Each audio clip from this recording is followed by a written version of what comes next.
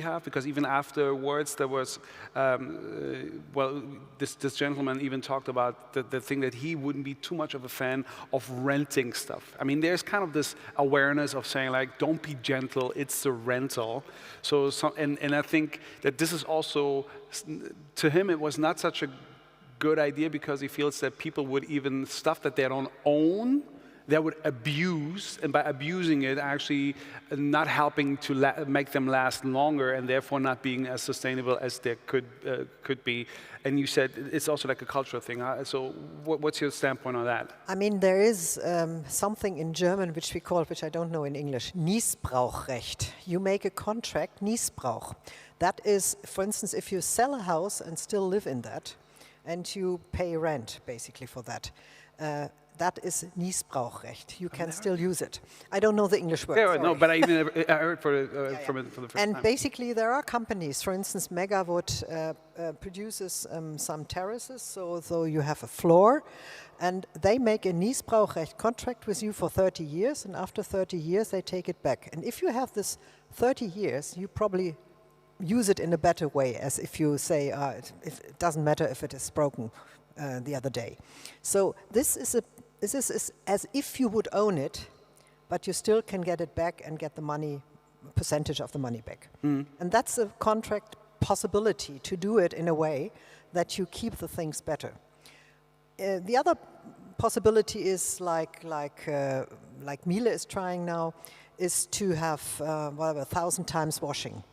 Then you pay for the wash, and if something is broken, a service person comes, and that's why I think this handcraftsman is a very useful person, because it has a local service and repairs it or exchange something or so on.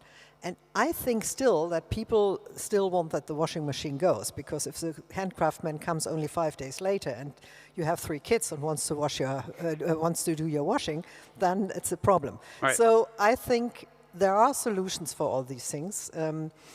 Probably not for everything, but it's also a cultural mentality, and some people want to own something and some people want to use it only. I'm a person, I only want to use things because I think it's much easier not to own everything. But if you see that a lot of young people only have as a very prestigious object, for instance, a smartphone, and that has a very short life, then you better have it in a system like that, otherwise you don't get the materials back.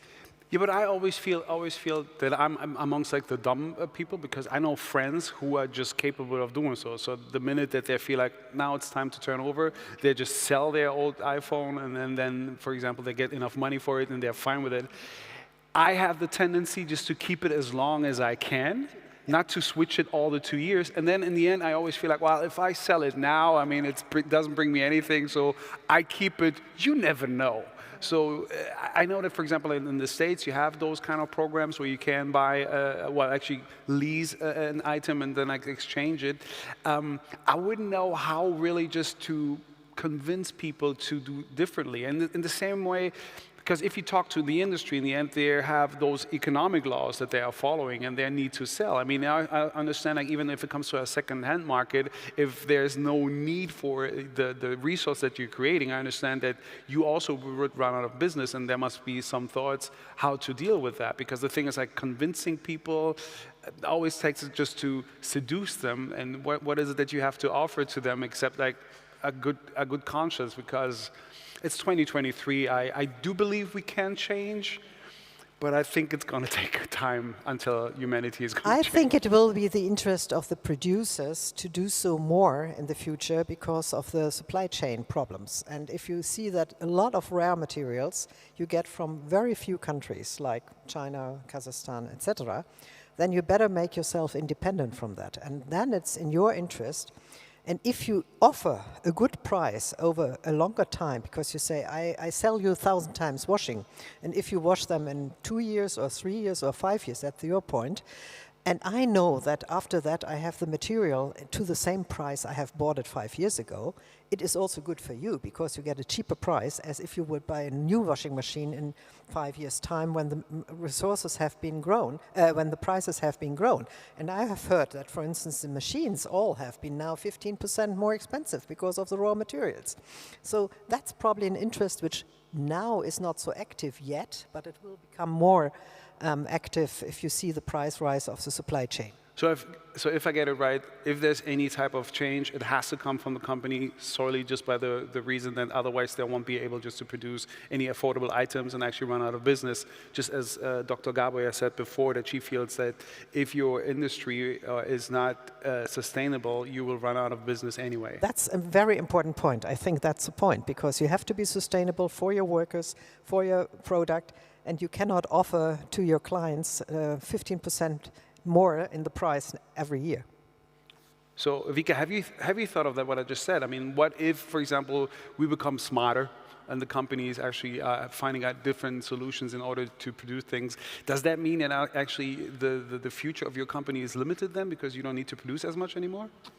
I actually want to take this a bit out of the specific topic. I want to make it a bit more interesting in the global sense, okay? And going back a bit, I wanted to say to kind of the topic of how do we make it possible for the person out there in the street, okay?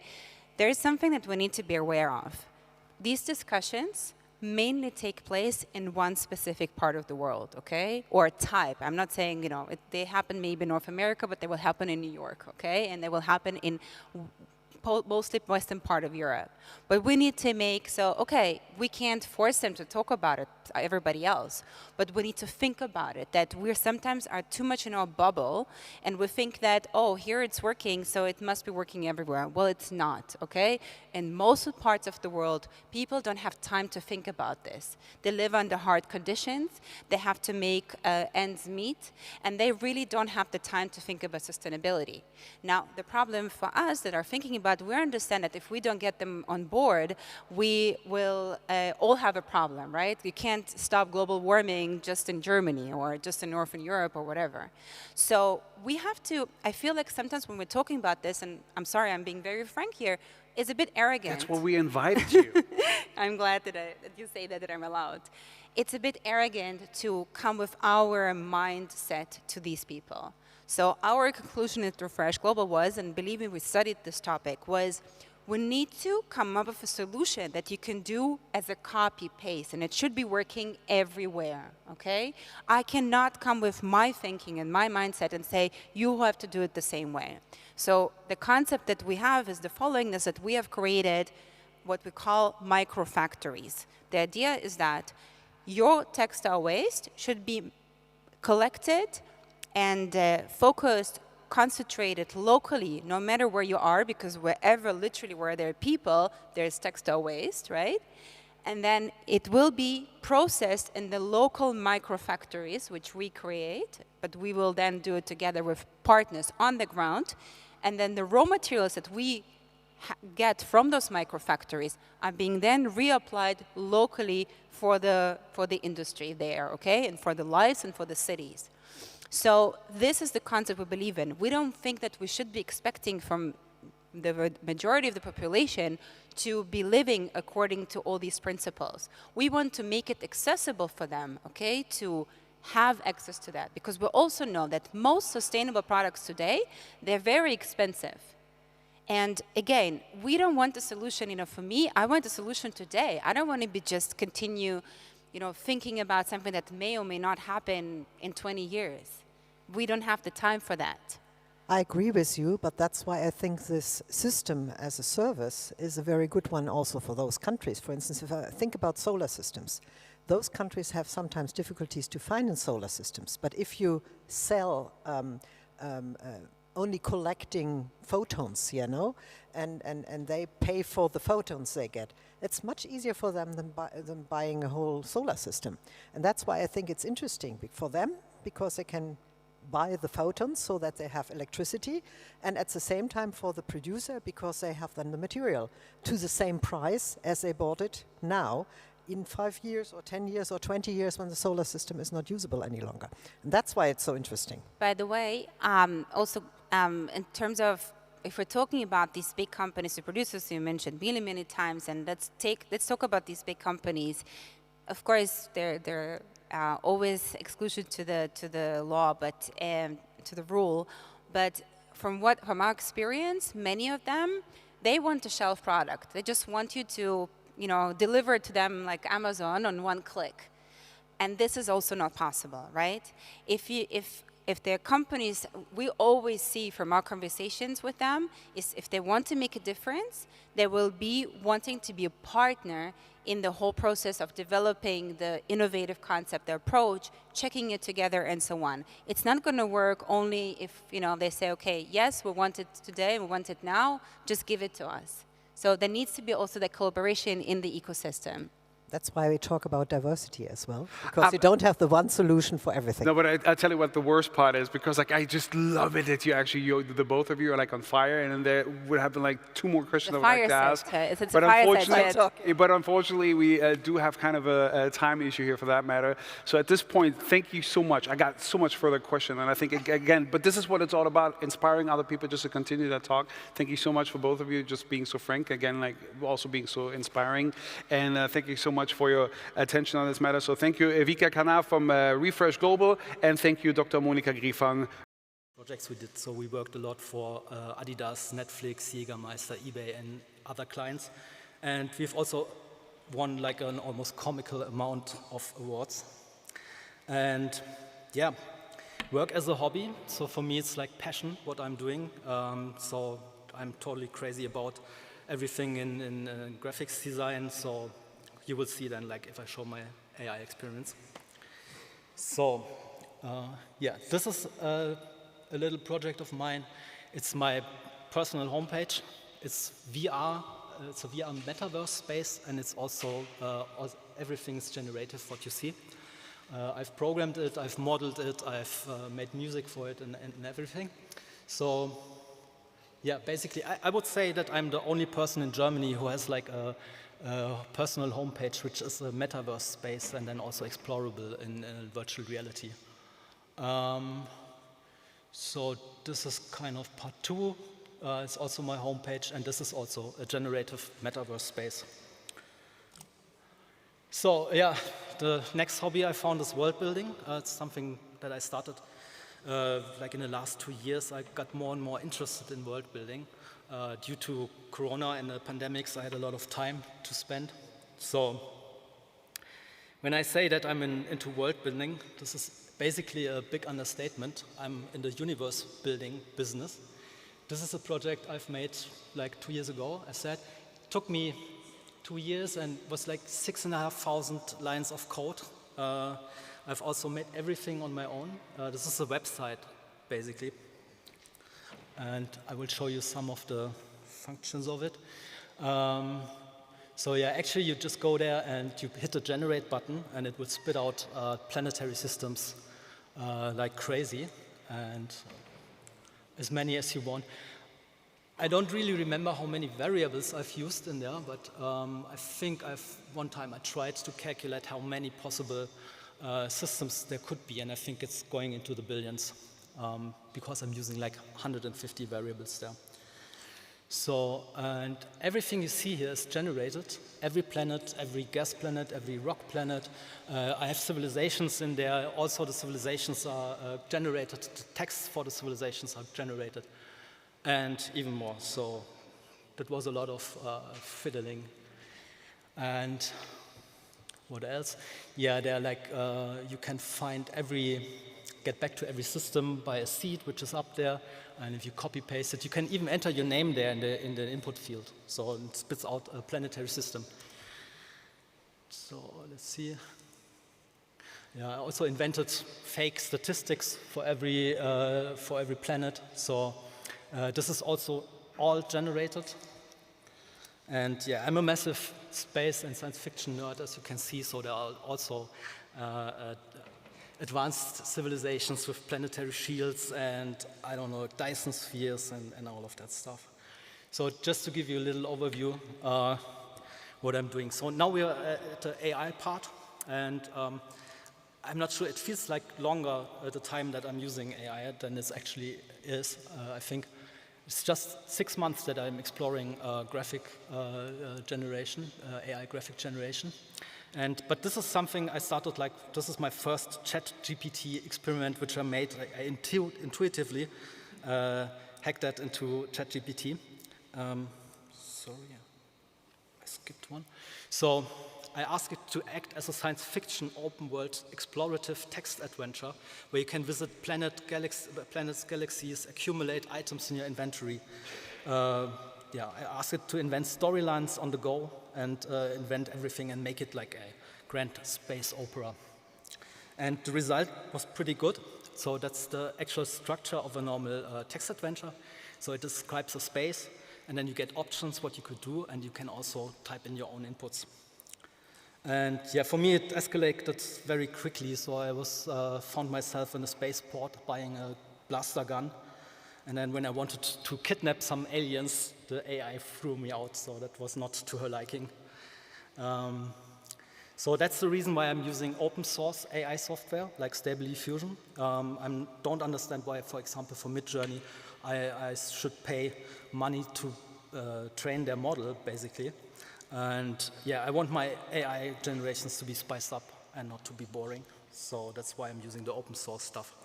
And of course, I explored a lot of image generation, because I think the first weeks I was using DALL-E, I think in the first place from Google. I spent night after night generating images, and I felt really good, like generating all of that stuff. Like you see, like grandmas, cyberpunk grandmas, and all kinds of robots. But there are limitations. So the consistency is the biggest problem. It's due to the iterative nature of AI. So here you see an image that I generated, and on the right side you see two different versions of the same prompt, basically. So whenever you ask it to generate something, it will generate something completely new. So the run for it, or the holy grail at the moment, is to get some consistency into the whole thing. So this is an example of almost working consistency. The problem here is if you check the character, it's like on the right side, it has a pattern on the pants, and this doesn't appear on the other ones. I have another example. So this also works quite well, but he's missing a scarf on the left side. So this is actually what makes it so complicated. Yeah. And this is the way I basically did it. So how I achieved almost consistent characters. And this is science fiction. If you told me that like 2 or 3 years ago, that I can just generate by such a basic rig, I would have told you that's not feasible, but actually it works. So in the end, it's impressive and limited at the same time. Same goes for this. So this is one of the logos I have up there in my logo rotator. And I just made dozens, or like you see like on the next video, like a bunch of variations of that. And that took me just a few hours. I think it was just an afternoon to get like all of these variations out of it. So it is controllable. You can have some degree of consistency, but you will see like with the next point, if we go to motion or motion design, and this is where I work a lot in, it gets more complicated. So in this example, it's very apparent what's happening on the right side. And this is an undesired result, I would say. But on the other hand, like the image I used, or the video I used to generate the one on the right side, is that on the left side. And this is crazy. You have that simple character. It's just basic, and then you can enter a prompt, and it's going to look different. But as I said, like the downside is the consistency, and this is something which you can't work with at the moment if you want to create something with a target, with a goal in mind. So, and this is the end result. So I used another AI to interpolate frames, so the whole animation gets smoother. And like this, I think it works, but it's more or less, it's the effect. So I'm not, I couldn't just go there and say, I want this one consistent character move in a certain way. I always get like those variations for every frame. And that's a bit a downside of it and a limitation. Yeah, this is another display of the same effect. And yeah, it's super interesting what it's generating. It looks super nice, and if you stick to the effect, or you want to have the effect, then you can go with it. But otherwise, yeah, there's no possibility to really control it like you want, or like you do with your 3D software or whatever you use. So this is the thing I'm actually totally freaking out. I'm not a person that freaks out on stage, but imagine it. So I've been starting using ChatGPT for code. And this may not look like much, but it's actually a complete character controller and a character motor. So what you need to create a metaverse space so you can run around. And what's also cool, it's made the camera move and follow in a smooth way. And this is entirely done by ChatGPT. It took me maybe like an afternoon to create this. And I tell you, like, if I've done that on my own completely, I would have needed, like, I guess, a week at last. So another cool thing is the amount of stuff you can create with AI. So I made some isometric buildings here. And then I also used AI to program what you see here. It's kind of like an endless city, and it's also only limited by the amount of houses you would generate. But still, you will also see here some of those floor plates are rotated, and so it's still will still be some effort to get something really, really working out of that. So you will always need to edit and to push things around and make it work. I have another example of this. And that's crazy. You just can exchange the assets just like that. Here the problem is a little bit, it's too homogeneous. So the city does not look really like a city, but it's blocks of houses, kind of. But the floor works much better than in the other example. So it's work in progress, so I'm still trying to figure out how I can create really working houses here. Panoramic, so I stumbled across an AI model I can use in Stable Diffusion where I can create panoramic 360-degree models or images. And this is the stuff you would usually wrap around a sphere, and you are in the inner of the sphere, and then you get the feeling you are at this place. And this is also coded by AI, although the code for it is pretty simple, so it's just clicking a little bit. But here you see what you can achieve with that.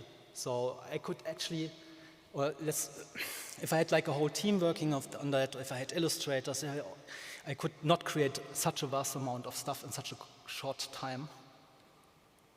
And as you see, you can make a game out of that. This could be like a web comic or whatever.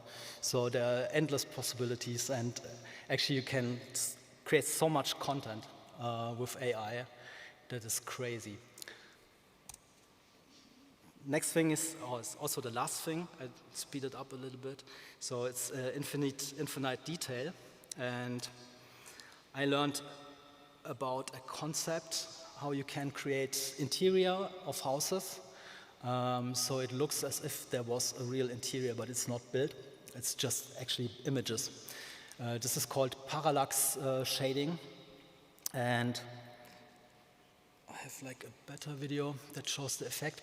So if you look into those windows, you see a little bit of like furniture and the walls and all of that is moving a little bit. And actually, this is how it's done. So I don't have the shader, but I figured I could use like cubes and then put a few layers on those cubes. And actually what you see down there, these are the actual AI-generated assets that I used. And I taught my AI how to do that. And then I could spit out like an infinite amount of those interiors. And if you can use that like for other concepts, for example, what I mean is that you can always generate something, some more detail. So you could like zoom in on a mountain flank and then go on a plant there and then even zoom in further. So this is what AI can do. It's giving you really big worlds. So it's also what I showed you earlier, like all those universe and world building experiments. I think with the use of AI, in the end, you will create vast universes. You can enter vast metaverse spaces. So yeah, that's basically it. I'm through.